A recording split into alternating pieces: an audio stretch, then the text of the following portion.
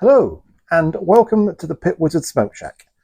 My name's Billy Buick, and you join us today on an absolutely freezing Sunday, well, I was going to say Sunday afternoon, but it's actually more like Sunday evening now.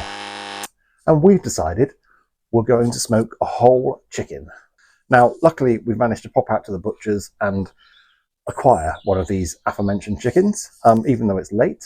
We're lucky to have good butchers around us who stay open on a Sunday. But what that means is we're not going to have time to do the overnight brine that we normally would.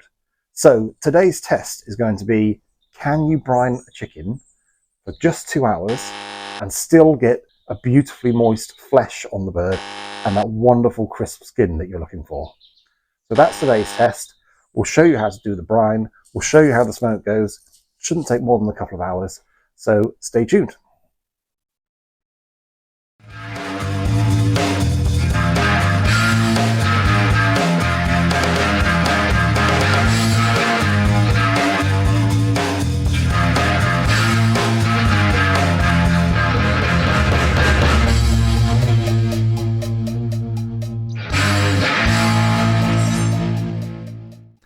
And we'll start off this beer can chicken by preparing the smoker. I'm going to be using some lumpwood charcoal, and that will be mixed in with some cherry wood just to give some flavour.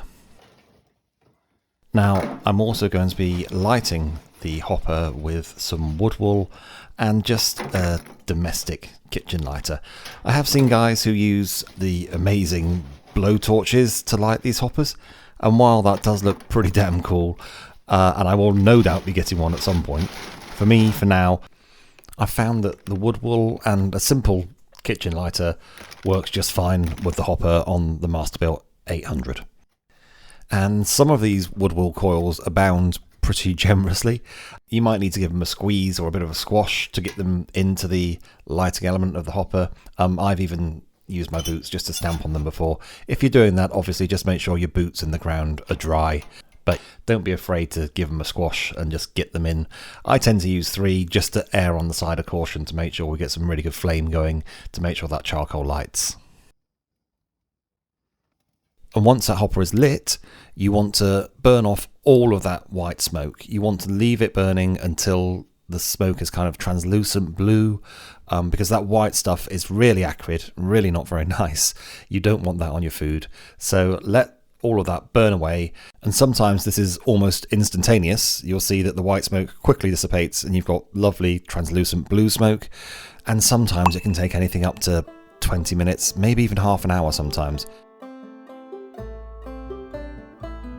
And I'm going to set the temperature here to a relatively moderate 285. That should give us the moist meat that we're looking for, but also allow for some kind of a crisp to develop on that skin as well. And this chicken has been brining in a really simple salt, pepper, garlic with a little bit of thyme, dry brine, just for a couple of hours. I'm just going to get it out now and prepare it for the beer can smoking method. And in theory, you can use any beer for this, or indeed any liquid that's fit for human consumption.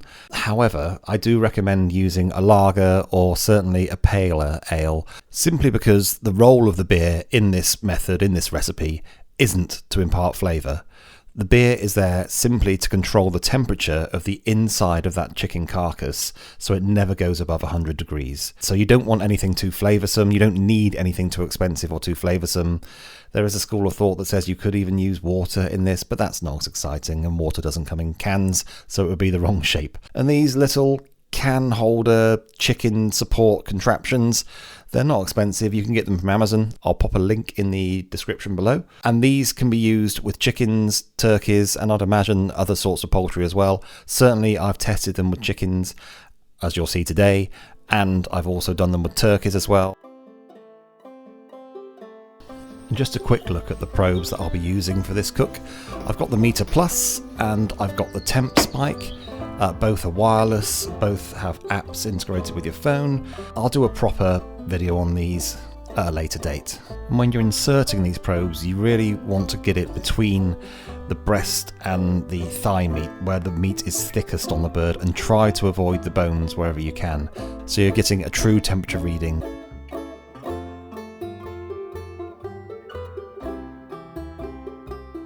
Our first check with an instant read thermometer suggested that the chicken was cooked in some parts to that perfect 165 to 167 that we're looking for, but in other parts it was reading between 145 and 155, which is not really safe for chicken, certainly not by UK standards.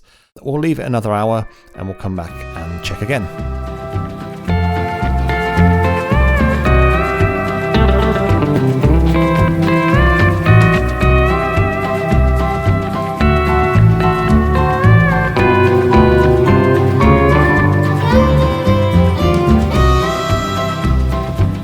See, now she's ready. She's that 165 to 167 perfect temperature that we're looking for, and you can tell she's just looking great.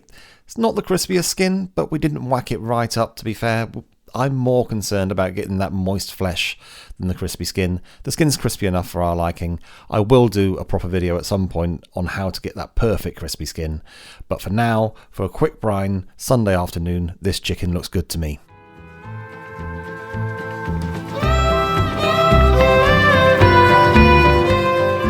She is carving beautifully. You can see wonderfully moist. Just look at the moisture on that board there if you need any confirmation as to how moist this chicken is.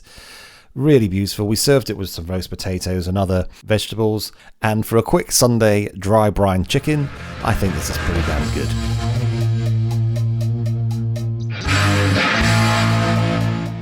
My name's Billy Buick. This is the Pittwater Smoke Shack. Thank you very much for watching. Please remember to like and subscribe, share this video far and wide, and we'll see you next time.